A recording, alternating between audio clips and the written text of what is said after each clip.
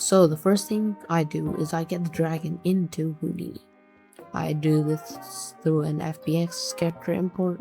You could use an ABC file, but I prefer FBX because of the compatibility when you import it back to Blender.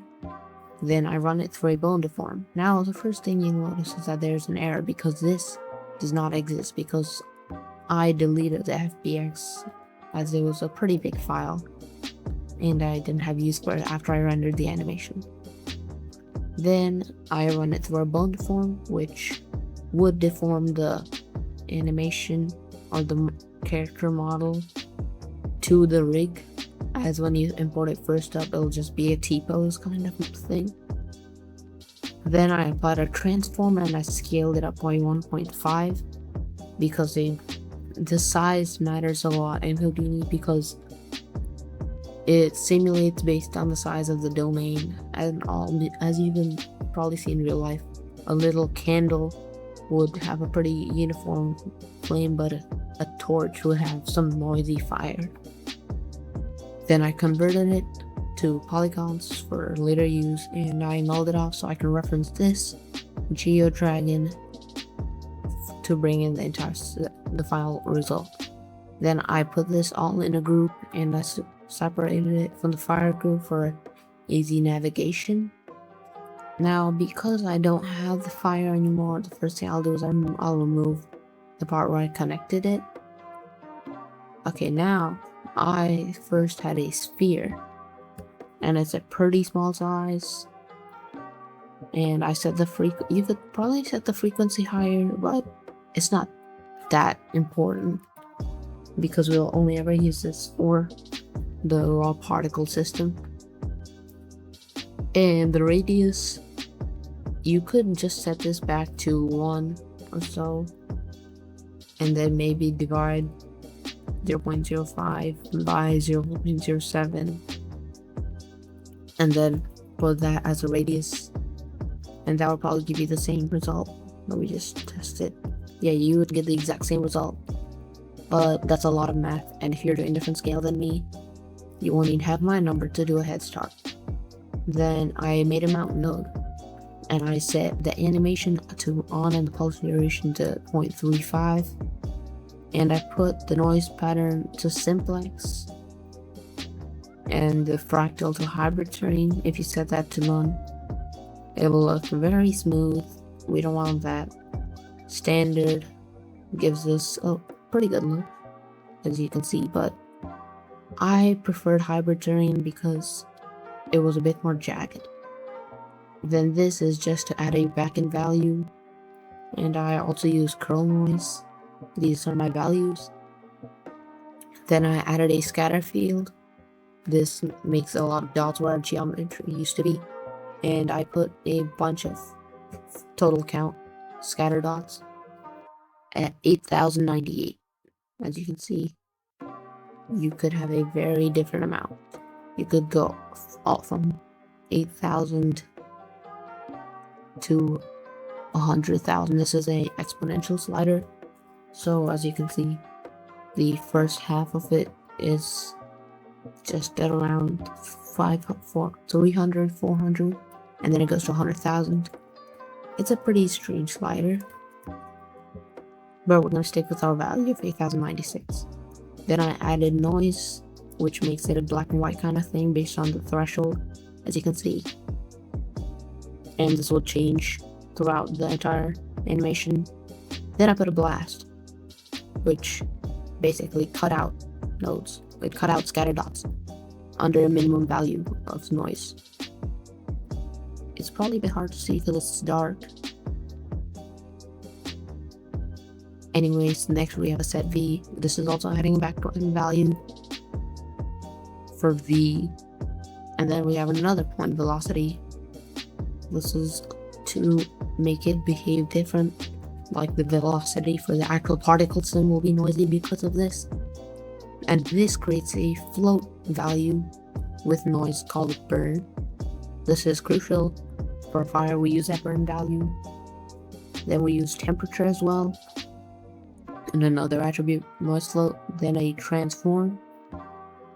Now where did you go? Yes, I rotated it and I moved it a little bit. The rotation was so that the velocity is pointing in the angle I want. Then the copy points no breaks because I don't have the model anymore. But our popnet will work fine since I'm just simulating it without the model's location. Let me just simulate all the way to the end and I'll cut when it's done. Now, there you go. This is our particle simulation. As you can see, we get the black and white values from the sphere. And it does not vanish after a moment, but that's fine. We got what we needed. And then it ends because I added the blast value, and the blast cuts it off so that it stops when I want it to. Then we have a volume rasterize. This is a bit slower looking. This one is based off our, let's see, our burn and our temperature. So it's gonna give us a much more uniform value than the other point velocity, which I'll get to in a moment. But this one gives us a pretty relatively uniform straight kind of look. This is basically smoke. You could say it's smoke, yes. And then we have another point. This one adds more noise. It's for a second volume rasterize, which is based off of V, our velocity. And this will be much noisier, as you can see, and very different looking from the other volume rasterize. I could maybe move it around. And then we have our box. This is where the simulation has a collision, so that my dragon stands on it, breathes fire on it, and then it deflects off the ground. Then I merge the two volume rasterizes, so I have both the noisy and the flat, the best of both worlds, you could call it. And then I have our pyro solver, which I will not select for reasons involving lots of simulation time. I could maybe crank the value up and do it. Maybe let's try 0.25. And then let's try save to disk. Let's see how slow it is. If it is not too bad of speed, then I'll let it continue. If it's still quite slow, then maybe I'll turn the value up even more.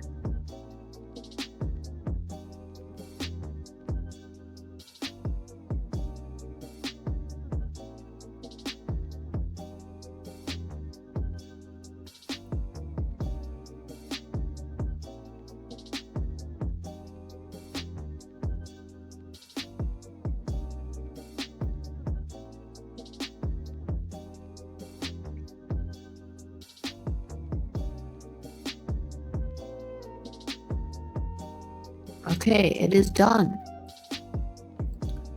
Right, that took a moment. Now we could view it through this. Now it's gonna be pretty low resolution and pretty strange looking, if you ask me.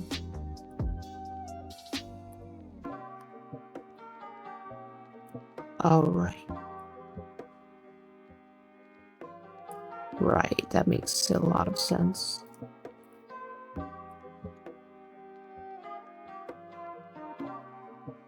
Let's just show the popnet for a moment. Okay, let's move the box down a little bit. Right, the center.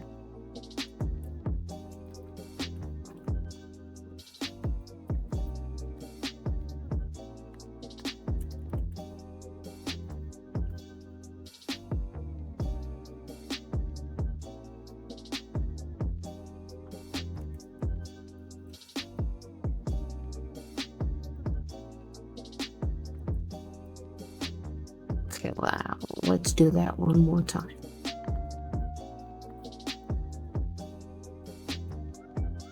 I'm just deleting the old ones really quick and redo it. Okay, editor, just cut to the end.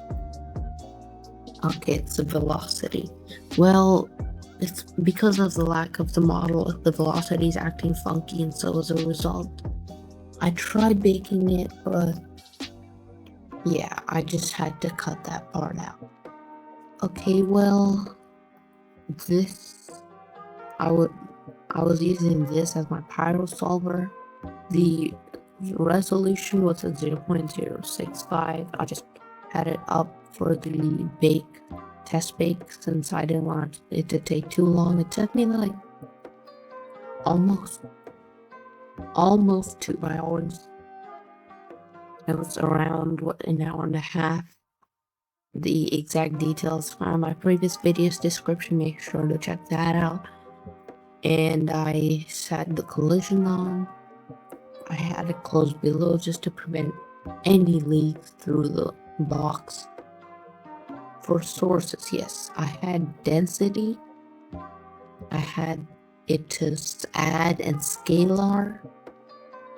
This was for the density field, the sourcing. Then I had temperature. This was maximum and scalar, so that it took the max of both itself and the sources. Then I had flame, which is also maximum and scalar, but the source is also burn, and that target is flame. So since I didn't name it burn up there, and Houdini means the output flame. And then the fourth one was vel, and this is actually a pull, and it's a vector, and you will not get this in a drop down, so you just have to type in V, and vel you will get. Just put that as the output. These are my settings. You can tweak these based on your situation. Then I had temperature, density. These are my settings, just if you want to look at them. You can just pause the video here and check these out, copy these over. Now this is based on Voxide's tutorial, but I made a bunch of changes to mine since my dragon is a lot more moving than his, and I wanted a collision. His resolution's at 0.025, so he has a pretty beefy PC. For me, that would take probably 4 hours and at least 25 gigs of storage, which I don't have. And these are my shape settings. I had buoyancy on. You can turn that off if you want to. I just left it on because I wanted a realistic look. This is my disturbance settings. You can copy these. Turbulence and flame expansion. Then I use a file cache, I set it to VDB since that's what Blender supports. I set the base folder to hip since that means it'll copy right where your hip file is. Put inside it in a fire cache v1 kind of thing tree. And that's my power bake volume, which is to preview the fire. Unless you're rendering in Houdini, I wouldn't. This is unnecessary. I just use it to preview my fire before moving it to Blender. So this is the Houdini part.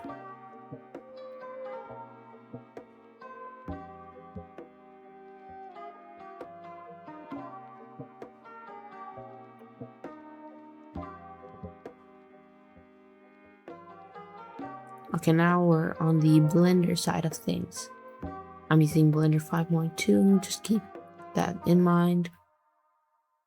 I did have volume bounces on and set to 4, that's because I was rendering on a different machine than this one for better rendering performance. If you have similar specs to mine or lower, I would set this to 2 or 0 if it's lower. Otherwise your rendering times will be insane. Let me just turn scene world off. Yeah. For the background, I just used Blender's new asset library to make a chrome shader. And I don't know why I kept that. Let me just plug this straight in. Let's just check out the difference. Let's just turn off scene world and plug that straight in. As you can see, there is a bit of a difference. It does reflect a bit brighter. Yeah, the mix shader was from it before. Oops, I don't think. Let's delete that one node. Okay, now we got a completely different setup. I hid the fire cache because I don't have it on disk anymore. I deleted it. It was 16 gigabytes. I don't have that kind of space. Of course, if you're watching this, you'll probably still have it. Now let's come up with a UV sphere. And this is why I like Blender. It's a lot faster than Houdini, especially the render engine. It's a lot more easy to tweak. It's kind of just built around you choose the settings. And it's still pretty good looking, as you can see here. Yeah, let's just, that's 0, that's no difference. Okay, now this is what I'll use for to make a small fire effect in Blender, just for the sake of previewing my shader.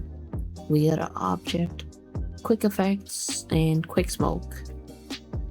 We will use the default values Blender gives us.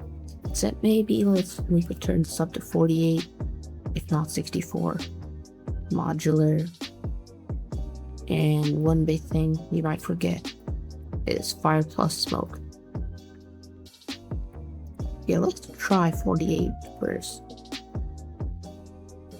Okay, right. We'll just cut to the end, but that's pretty fast, so. Of course, you could set the noise if you want it to look noisy. I did that in Houdini, but I won't do that here because noise takes a long time.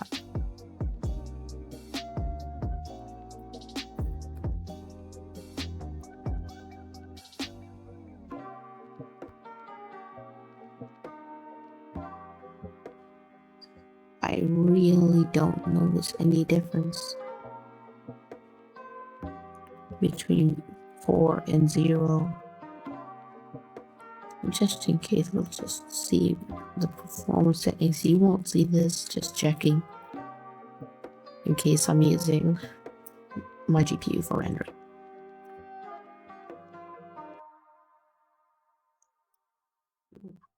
That was okay. It's a lot bigger with no volume samples. So this is just the default shader cycles assigned. If you go into what's this called? The viewport tree, I guess. It's called Workbench. And just get a good frame. Yeah, just scrub through. Okay, maybe that's good. Yeah, that's pretty neat. And we're going to even that out. Or not, because we don't have too many objects. And thin that, remove that. And we're gonna pull this up and set it to shader editor. So we just pull that out so I can see what I'm selecting. This is a smoke domain. Let me just delete the existing shaders and put in my custom network. And this will be a bit slow, just a little. And of course, one slight problem is this part. I'll explain in a moment. But for now, let me just go right ahead and delete this.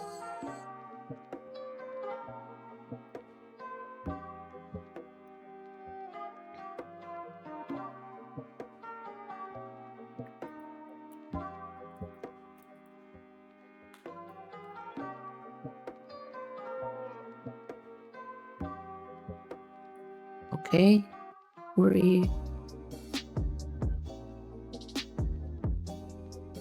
it's pretty hard to render.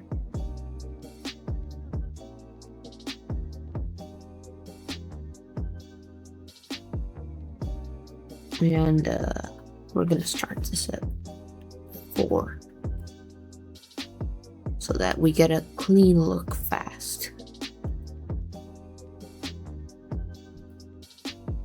And we're gonna close the action editor. We're gonna move this down. Get a view we like in Workbench so that we don't move around too much in cycles.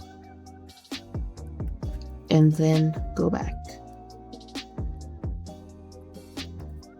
And we're not gonna crank that to 4,000 or 1,000 because Houdini smoke density is very low, so I had to crank it up to get a desirable result here. But in Blender, that's not necessary. The inbuilt values are just fine. Let's try a value of 4. That's a bit too low. 8. 8 looks so will probably be good. Okay, so what this did, I used my temperature for 2 things. One was the emission strength to tell it where to glow, where the fire should glow. And this is pretty necessary. I didn't want to use black body because I didn't want to deal with black body physics. I just went straight to the emission and let Blender handle the rest. So as you can see, temperature tells it where to glow. In that exact region, that's where the orange was just now. If you just look at it. There you go, that's exactly where the orange is. But not only will it do that, but it will, if you just plug this in probably, let's just try that. Yeah, you get this density, right? Now what this would do is it would reduce the density wherever the temperature was. But it doesn't work like that in Blender. It kind of does the opposite, and we don't want that at all. And it's kind of a binary thing. If you just go to the other side, this is more what we wanted. Yeah, this is what we wanted. So if you just plug the whole thing in,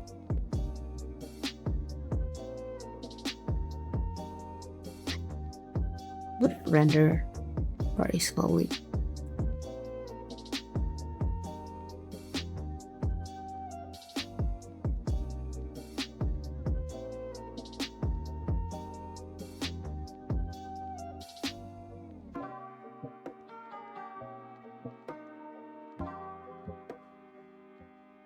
Turn on the other side so we can see the reflection too.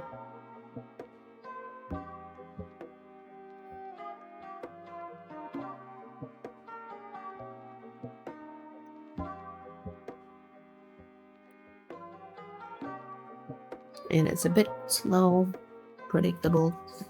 Blender's never been the fastest in volumes. If you want performance, you should probably check out EmberGen, but that's paid and a whole other topic. A completely different discussion, yeah. It's got its pros and cons.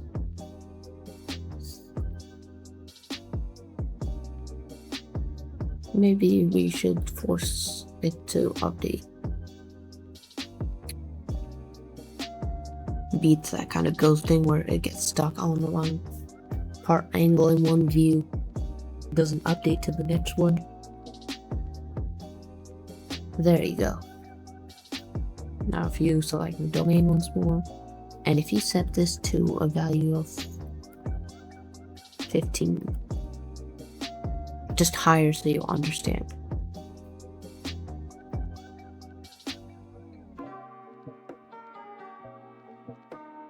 Any slower rendering, and I might just have to cut it to when it starts every time. Anyways, yes, that's not high enough. Maybe we could crank these down. Just set that to 8. In case it has anything to do with this. 6, 10, or set that to 12 just in case. But there is a volume section.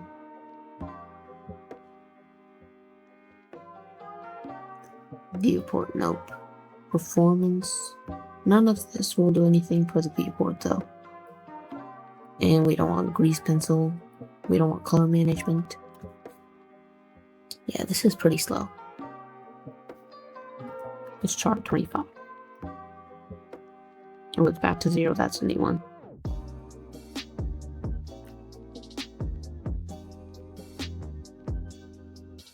Yeah, that's more like it. Now, if you put this in to the density, then wait a moment or two for that to update and render.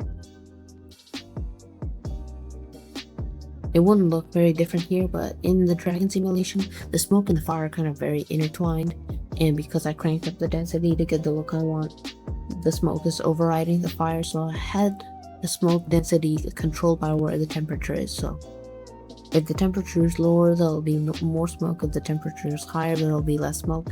And one more thing I want to do is also drop this, because I have to crank this up as well to get that kind of bright color. But Blender's inbuilt fire, flame, and temperatures are pretty good. See, you got a lot more red. Yeah, a lot more reds in your flame. That's more like it. Got that red fire. That's kind of the look I'm going for. And what flame does is it colors based on where there's the most flame. Like, if the flame is hot, it'll use the higher end of this list, which is the brighter orange. If the flame's not hot, then it'll stick with this, or even lower for the more red colors. So if the multiply will send it off the list, so that's why 25 was giving us all this color.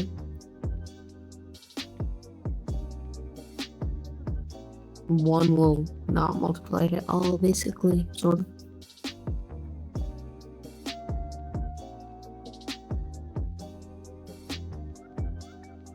Which gives us a lot more beautiful reds.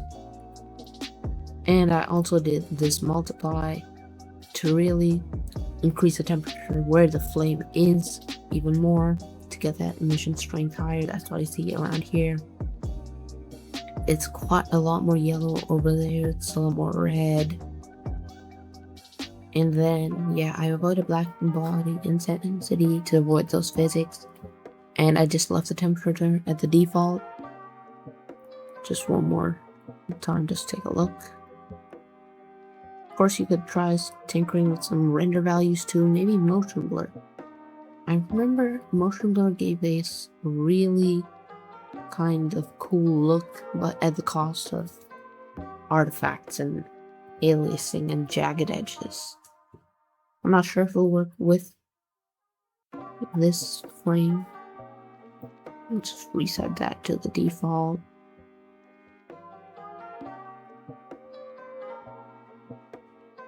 Yeah, it doesn't change anything here, but in the Dragonfire Cave, a really cool electrical yellow storm kind of look at the cost of alias. And again, maybe you could try it in post, maybe it will give a cool look, maybe it wouldn't. But that is all from my end, and I will see ya.